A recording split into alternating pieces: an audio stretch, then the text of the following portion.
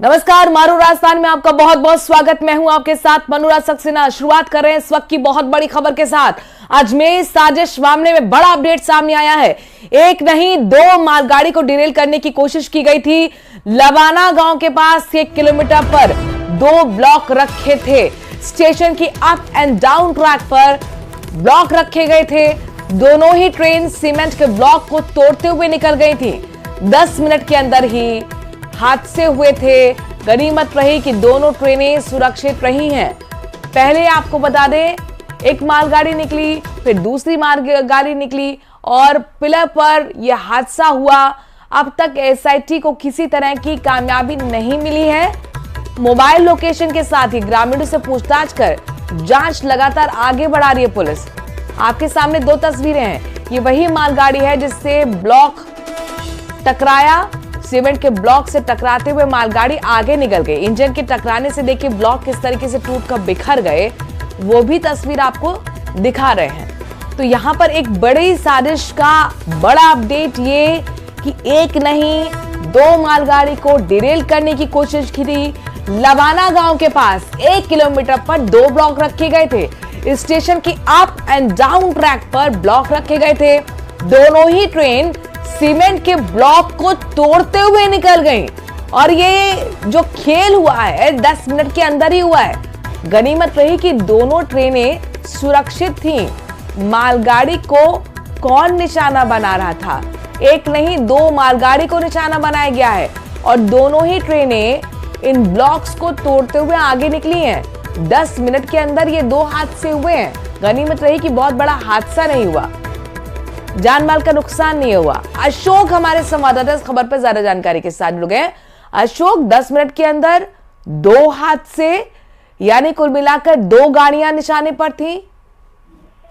जी बिल्कुल, सामाजिक तत्वों की ओर से अभी बड़ी अपडेट मिली है कि 2 गाड़ियां जो हैं अप एंड डाउन पर जो चलने वाली गाड़ियां हैं वो निशाने पर थी। 10 मिनट के भीतर एक तरफ जब जाने वाली जो ट्रेन है अजमेर से उसको निशाना बनाया है। 10 मिनट के बाद जब अजमेर आने वाली गुड्स ट्रेन है उसको यहाँ पर जो है ब्लॉक रखकर निशाना बनाया। गनीमत ये रही कि दोनों ही ट्रेनों पर जो है ब्लॉक रखे गए थे और दोनों ही ट्रेनें जो है ब्लॉक को तोड़ते हुए आगे निकल गई और इस दौरान किसी तरह का हादसा नहीं हुआ। लेकिन अब इस मामले में जांच जो है कहां तक पहुंची, लेकिन अब तक किसी तरह की कोई कार्रवाई और किसी तरह की कोई गिरफ्तारी इस मामले में नहीं हुई है। ऐसे में 2 ट्रेनों को एक साथ निशाना बनाना क्या मकसद था, क्या नहीं था, ऐसे में ये बड़ा सवाल उठता है। तो लगातार ये कल से चर्चा चल रही थी कि एक ट्रेन है, एक ट्रेन नहीं थी, 2 ट्रेनें जो है इस दौरान जो है हादसे की चपेट में आ सकती थी। गनीमत रही कि दोनों की दोनों जो ट्रेनें हैं वो सुरक्षित यहाँ पर रही है और वो जो है जो पटरियां जो है वो भी सुरक्षित अभी काम कर रही है। लेकिन अब पुलिस के सामने ये चुनौती है कि ये बदमाश कौन थे, क्योंकि अब करीब 1 से 1.5 किलोमीटर के भीतर जो है ये 2 ब्लॉक लगाए गए हैं। तो ऐसे में जो वहां का सुरक्षा कर्मी है, जो ट्रैक सुरक्षा कर्मी है, उनको ये दोनों जगह ही आदमी नहीं दिखा और इसमें 2 आदमी थे या 4 आदमी थे, ये भी एक बड़ा प्रश्न उठता है। क्योंकि 2 किलोमीटर या 1.5 किलोमीटर के अंदर अगर कोई इस तरह की गतिविधि करता है तो उसमें समय लगता है और इतनी देर में तो ट्रैक कर्मी है, जो सुरक्षा कर्मी है, वो भी पहुंच सकता है। तो कितने आदमी थे और ये छुप के काम कर रहे थे या फिर इसके पीछे क्या कारण है, ये सभी विषयों को लेकर जो है कल से ही सवाल। जैसे कि कल हम जो बता रहे थे कि ब्लॉक को तोड़ते हुए ट्रेन आगे निकली थी, 70 किलो वजनी था। जो दूसरी ट्रेन के आगे भी ट्रैक पर ब्लॉक तोड़ते हुए आगे निकली है, क्या वो भी इतने ही वजनी थे? क्या वहां पर भी 2 ब्लॉक के सीमेंट थे? जी बिल्कुल, दोनों ही ब्लॉक एक जैसे ही हैं। जो किलोमीटर का जो मार्क होता है जो रेलवे का, वो सीमेंट के ब्लॉक ही उठाकर जो है उन्होंने ट्रैक पर रखे थे और 1 किलोमीटर के दायरे में जो ये ब्लॉक बने हुए थे उन्हीं को ही जो है ये रखा गया है। ये बदमाशों को मालूम था कि ये ट्रैक के पास जो ब्लॉक है वो अलग अलग स्थानों पर रखे जाते हैं, तो उन्होंने सुनसान जगह चुनी और उसके बाद इस ब्लॉक को रखा और वहां काफी संख्या में झाड़ियां थी। ऐसे में पुलिस और जो आरपीएफ थी उन्होंने वहां पर कई बार तलाशी भी ली, कहीं झाड़ियों में कुछ चीज या कुछ सुराग मिल जाए, कोई बदमाशों की लोकेशन को लेकर भी उन्होंने जो है इलेक्ट्रॉनिक जो अपने डिवाइस है उसको वहां पर ले जाकर चेक किया, लेकिन फिलहाल अब तक पुलिस को कोई सफलता में नहीं मिल पाई है। बताया जा रहा है कि जो बदमाश थे उनके पास कोई मोबाइल नहीं थे। अब वो किस तरह से इस मामले को लेकर जांच आगे बढ़ाती है, क्योंकि आसपास के 2 किलोमीटर के दायरे में कुछ भी मौजूद नहीं था। ऐसे में अब पुलिस के सामने ये चुनौती होगी कि इस 2 जो गुड्स ट्रेनें हैं उनको जो है डीरेल करने का जो प्रयास करने वाले बदमाश है वो कहाँ के थे, कहाँ के रहने वाले थे, आसपास के गांव से उनका संपर्क था या फिर कोई और कहीं से यहाँ आए थे। जाहिर तौर पर देखिए बहुत बड़ी खबर, बहुत बड़ी अपडेट आपने दी है कि एक ट्रेन को निशाना नहीं बनाया गया था बल्कि 2 ट्रेन निशाने पर थे। अब ऐसे में कौन ये लोग हैं जो मालगाड़ी को निशाना बना रहे थे, मकसद क्या था ये अब तक क्लियर नहीं हुआ है। एसआईटी जांच कर रही है, क्या अब तक कोई क्लू उनके पास निकल कर आया है, वो क्या मान रहे हैं? जी बिल्कुल, एसआईटी की ओर से बताया गया कि अब इस मामले में उच्च स्तरीय जांच को लेकर भी हमने आगे इतला दे दी गई है, क्योंकि इसके पास ही जो है दूसरा जो ट्रैक है वो भी मौजूद है। जो पैसेंजर ट्रेन है वहां के भी जो 2 ट्रैक थे वो भी मौजूद है, लेकिन गुड्स ट्रेन को ही निशाना क्यों बनाया गया ये भी एक बड़ा सवाल उठता है। क्योंकि जो पास में पैसेंजर अगर दहशतगर्द है तो उनको ये मालूम होना चाहिए कि पास में पैसेंजर ट्रेन है, अगर उसको भी उसी तरह के ब्लॉक वहां पे भी लगाए जा सकते थे, लेकिन इसी के दोनों जो अप एंड डाउन ट्रैक है उस पर ये ब्लॉक रखे गए हैं। इसके पीछे का मकसद जानने को लेकर जब तक गिरफ्तारी नहीं होगी ये जाहिर तौर पर एसआईटी की अभी तक हाथ खाली है, कोई कामयाबी हाथ नहीं लगी है। मोबाइल लोकेशन के साथ ही ग्रामीण से भी पूछताछ की जा रही है। शुक्रिया अशोक तमाम जानकारी हम तक पहुंचाने के लिए। तो बड़ी खबर, बड़ा अपडेट, एक ट्रेन निशाने पर नहीं थी बल्कि 2 ट्रेनों को डिरेल करने की साजिश थी। खबरों में आगे बढ़ रहे हैं, जैसलमेर से बड़ी खबर है। कुछ ऐसी खबर यहां पर भी सामने आई जहां पर रामदेवरा समाधि स्थल को बम से उड़ाने की धमकी दी गई है। पोखरण रेलवे स्टेशन पर धमकी भरा पत्र मिला है। स्टेशन की खिड़की पर बम का लेटर मिला जिससे हड़कंप मच गया। आपको बता दें कि जो बम लेटर है उससे हड़कंप मिला है। समाधि स्थल पर चढ़ाने वाले घोड़ों में दरअसल बम की सूचना मिली। लेटर में दाऊद और पाकिस्तानी आतंकियों का जिक्र किया गया है। पाकिस्तानी द्वारा आतंकवादी हमला कराने का भी जिक्र है। रामदेवरा पहुंचे यात्रियों की गहनता से जांच की जा रही है।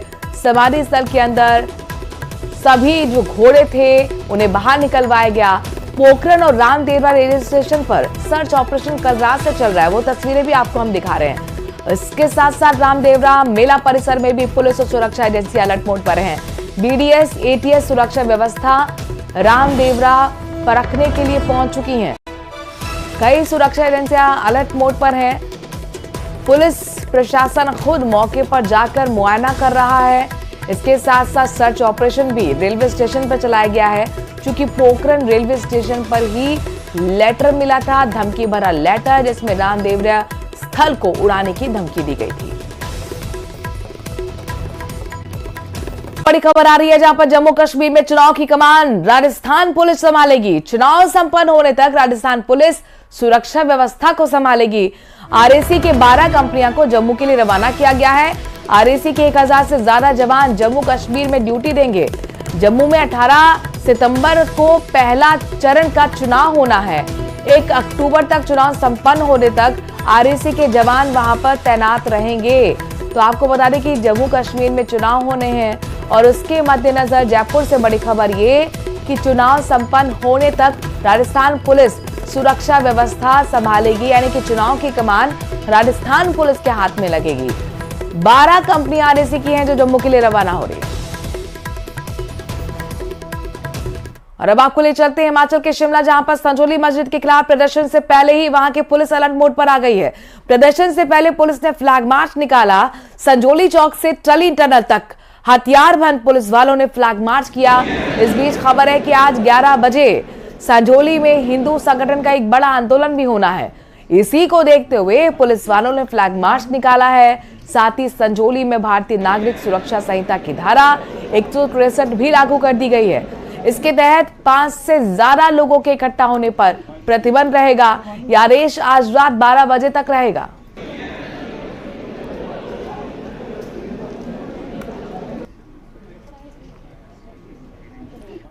उधर यूपी के बहराइच से बहुत बड़ी खबर आ रही है। वहां पर एक बार फिर से भेड़िए ने हमला कर दिया है। बहराइच के महसी क्षेत्र के मैकू परवा गांव में एक बच्ची की गर्दन पर आदमखोर भेड़िए ने हमला कर दिया। इस हमले में किसी तरह से बच्ची की जान बच गई, लेकिन गांव के लोगों में भेड़ी का खौफ एक बार फिर बढ़ गया है। भेड़िए के हमले में घायल लड़की की मां साफ तौर पर बता रही है कि जब सब लोग सो रहे थे उसी दौरान भेड़िया उनकी बेटी को सड़क तक खींच के ले गया। उसके बाद बेटिया के शोर मचाने पर सब लोग दौड़े और उसकी जान बचा पाए। देखिए, वही बच्ची है जिस पर हमला किया गया था भेड़िए की तरफ से। एक आदमखोर भेड़िया अभी भी लगातार लोगों के लिए दहशत का पर्याय बना हुआ है। इस बच्ची पर देर रात को आदमखोर भेड़िए ने हमला किया। जब बच्ची ने चिल्लाया तब जाकर लोगों की नींद खुली और बच्ची को भेड़िए के चुंगल से बचा लिया गया। तो यूपी के बहराइच में वन विभाग की टीम ने अब तक 5 भेड़ियों को पकड़ लिया है। एक भेड़िए की तलाश अब भी जारी है।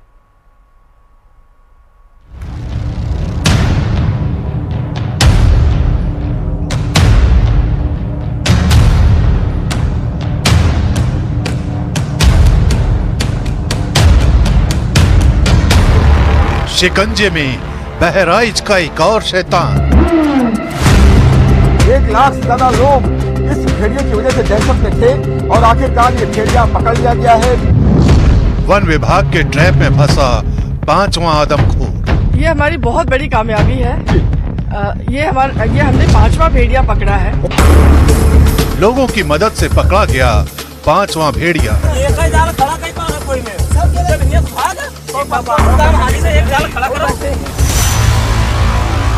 12 दिन बाद शिकंजे में आया नरभक्षी।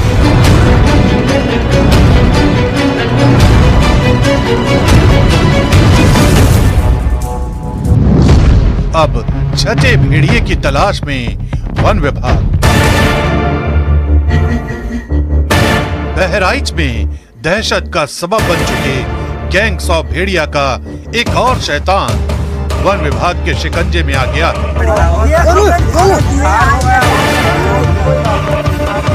वन विभाग की तरफ से दावा किया जा रहा है कि उस गैंग का 5वां सदस्य है जिसने एक एक करके बहराइच के 10 लोगों को मौत की नींद सुलाया है। अब ये 5वां आदमखोर वन विभाग और गांव वालों की मदद से पिंजरे में कैद हो चुका है। पकड़ा था तो कुछ तो शंका मिटी और वह पकड़ जाए बस सारी शंका दूर हुई जाए। मतलब जो खतरा था धीरे धीरे टल रहा है। हाँ, टल रहा है। नहीं, बहुत खतरा रहा है। खुश हैं आप लोग? हाँ, बहुत खुश हैं। दावा किया जा रहा है कि अभी भी आदमखोर दस्ते का एक और शिकारी बाकी है जिसे पकड़ने के लिए वन विभाग की टीम लगातार लगी हुई है। 5वां भेड़िया पकड़ा गया है। हमने 6 पकड़ने की बात कही गई थी, उसमें से 5 पकड़ लिए हैं। एक अभी भी फरार है, भगा हुआ है।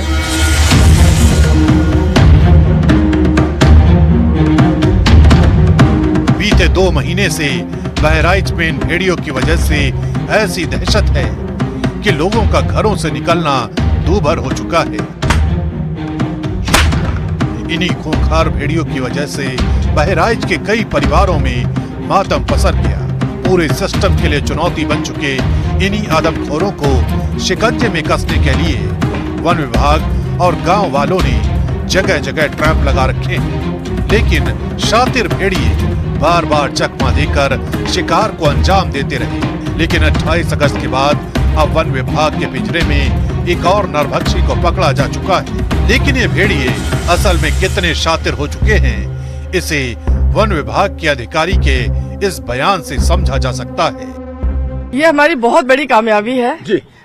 ये हमने 5वां भेड़िया पकड़ा है। 4 भेड़िया हम पहले भी पकड़ चुके हैं जी। ये 5वां भेड़िया है जो हमने पकड़ा है। हाँ। और कल हम लोगों ने इसके पगमार्क्स ट्रेस किए। जो अजीत है हमारे डीएफओ हाँ। यहाँ के बहराइच के अजीत और उनकी टीम, इनके द्वारा इस कार्रवाई को किया गया है।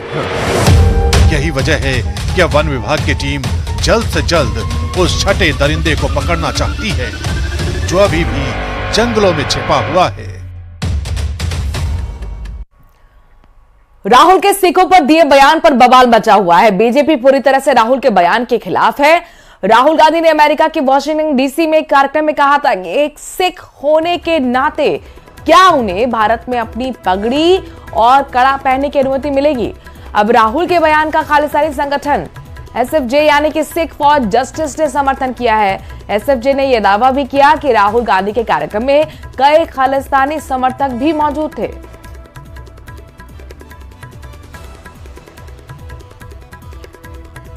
तो राहुल के सिखों पर दिए गए बयान पर बवाल मचा हुआ है। बीजेपी की पूरी तरफ से कह दिया गया है कि वो बयान के खिलाफ है। राहुल गांधी ने दरअसल अमेरिका में वॉशिंगटन डीसी में एक कार्यक्रम में कहा था कि एक सिख होने के नाते क्या उन्हें भारत में अपनी पगड़ी और कड़ा पहनने की अनुमति मिलेगी।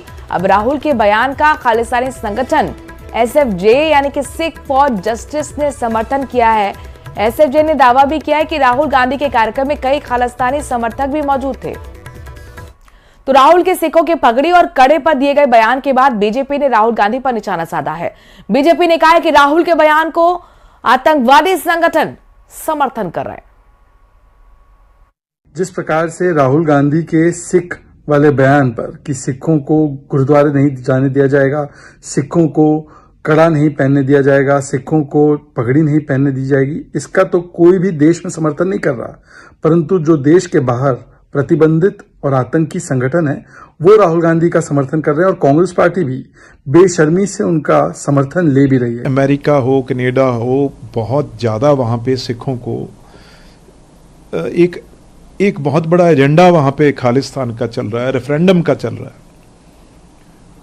और उसमें ही उन्होंने जाके आग में घी डालने का काम किया है।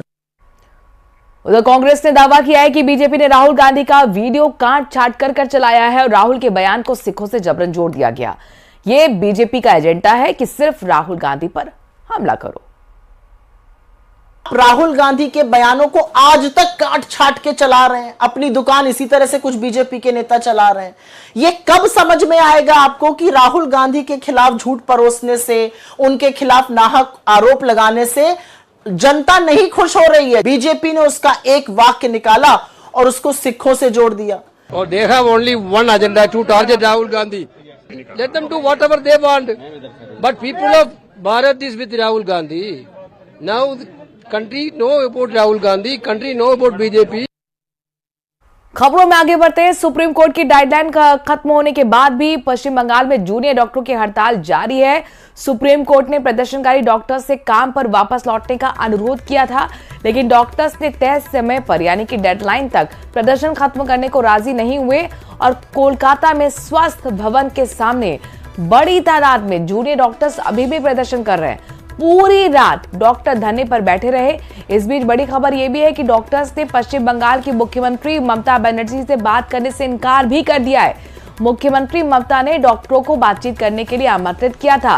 राज्य सचिवालय में डॉक्टरों को आमंत्रित किया गया था। ईमेल में लिखा गया था कि 10 डॉक्टर्स का एक डेलीगेशन मिलने आए, लेकिन प्रदर्शनकारियों ने इस न्योते को ठुकरा दिया। बंगाल के स्वास्थ्य सचिव ने बातचीत के लिए ईमेल भेजा था, जिसे डॉक्टर्स ने अपमान बताया। प्रिंसिपल सेक्रेटरी को क्या जरूरत पड़ी कि हम ऑफिस के सामने ही बैठे हैं और मेल से वो हमसे बात करना चाह रहे हैं। वो हमारे सामने आए, अगर बात भी करना है तो हम हमेशा डायलॉग के लिए रेडी हैं। दूसरी बात, हमारा जो डिमांड वो क्लियर है, वो सब तक पहुंचाया जा चुका है। डीएमई, डीएचएस, प्रिंसिपल सेक्रेटरी, इन सब का रेजिग्नेशन हमें चाहिए। हम यहाँ पे जो बैठे हुए हैं ये तब तक पूरा नहीं होगा जब तक ये 3 डिमांड और हमारे डिमांड माने नहीं जाते, और हम इसी तरह से आंदोलन को कंटिन्यू करेंगे। इधर यूपी के ग्रेटर नोएडा में आयोजित इंडिया एक्सपो मार्ट में आज सेमिकॉन इंडिया 2024 का आयोजन होने जा रहा है। इस कार्यक्रम का शुभारंभ प्रधानमंत्री नरेंद्र मोदी करेंगे। सुबह लगभग 10:30 बजे ग्रेटर नोएडा में इंडिया एक्सपो मार्ट में समारोह होना है। इस मौके पर प्रधानमंत्री लोगों को संबोधित भी करेंगे और इस कार्यक्रम में दुनिया भर के सेमीकंडक्टर निर्माता कंपनियों को आमंत्रित भी किया गया है। गौतम बुद्ध नगर जिले को सेमीकंडक्टर के उत्पादन का बड़ा हब बनाने के उद्देश्य से यह आयोजन यहां पर किया जा रहा है।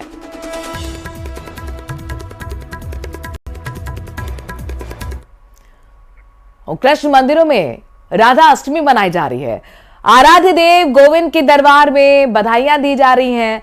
राधा अष्टमी पर्व पर राधा कृष्ण ने विशेष पोशाक धारण की है। सुबह से ही आपको बता दें कि भक्त विशेष झांकियों के दर्शन भी कर रहे हैं। गोविंद देव जी मंदिर से लाइव तस्वीरें आपके सामने हैं। जयपुर से लाइव तस्वीरें, जहां पर देखिए अद्भुत यहां पर छठा भगवान की आप देख पा रहे हैं। कृष्ण मंदिर जहां पर राधा अष्टमी आज धूमधाम के साथ मनाई जा रही है। आराध्य देव गोविंद के दरबार में बधाइयों का सिलसिला शुरू हो चुका है। राधा अष्टमी पर्व पर राधा कृष्ण ने विशेष पोशाक यहाँ पर पीली और गुलाबी कलर की पहनी हुई है। सुबह से ही आप देख रहे हैं विशेष झांकी यहाँ पर लगाई गई है। गोविंद देव जी मंदिर से लाइव तस्वीरें अपने दर्शकों के लिए। महिमा हमारे संवाददाता इस खबर पर ज्यादा जानकारी के साथ जुड़ गई है। महिमा, राधा अष्टमी पर ये खास रिपोर्टिंग आपकी तरफ से उन भक्तों के लिए जो घर पर मौजूद हैं और शायद वो मंदिर नहीं जा पा रहे।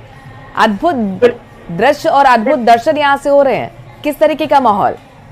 देखिए, जन्माष्टमी के ठीक 15 दिन बाद राधाष्टमी का पर्व मनाया जाता है, जो हर साल मनाया जाता है। और आज राजधानी के विशेष मंदिरों में विशेष आयोजन किए गए हैं। राधाष्टमी के पर्व पर श्री कृष्ण और राधा ने विशेष पोशाक धारण की है और ये मनमोहक झांकी देखने के लिए भक्त सुबह से ही दर्शन कर रहे हैं। सुबह 4 बजे से ही मंगला आरती का आयोजन शुरू हो चुका है हर मंदिरों में। बाद गोविंद देव जी की करें तो अभी करीब 10 बजे बधाइयां बांटी जाएगी। बड़ी संख्या में भक्त यहाँ पर पहुंचेंगे और श्री कृष्ण और राधा के दर्शन करेंगे। ये नजारा भी हम आपको दिखाएंगे, लेकिन फिलहाल गोविंद देव जी के मंदिरों में सुबह से ही भक्तों की जाहिर तौर पर लगातार खास कार्यक्रम का दौर चलता रहेगा। तस्वीर आपके जरिए हम दर्शकों तक पहुंचाते रहेंगे। फिलहाल के लिए बहुत बहुत शुक्रिया। बढ़ते हैं आगे। SI भर्ती परीक्षा 2021 पेपर लीक मामले में अभी और भी खुलासे होने बाकी हैं और शायद इसीलिए SOG ने फिर से आरोपियों को कोर्ट में पेश कर रिमांड मांगी। इससे पहले आरोपियों से RPSC में 10-10 घंटे तक पूछताछ का सिलसिला हुआ है। जो खुलासा हुआ वो अभी कई और सवाल खड़े कर रहा है।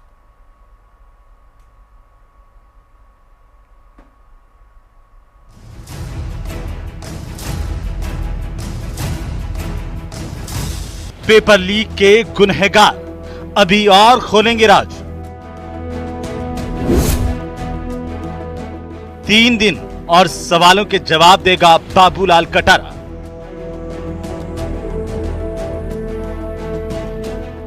रायका समेत बेटा बेटी की 2 दिन की मिली रिमांड। घंटों सवालों से सामना होगा, हर गुनाह कबूल ना होगा।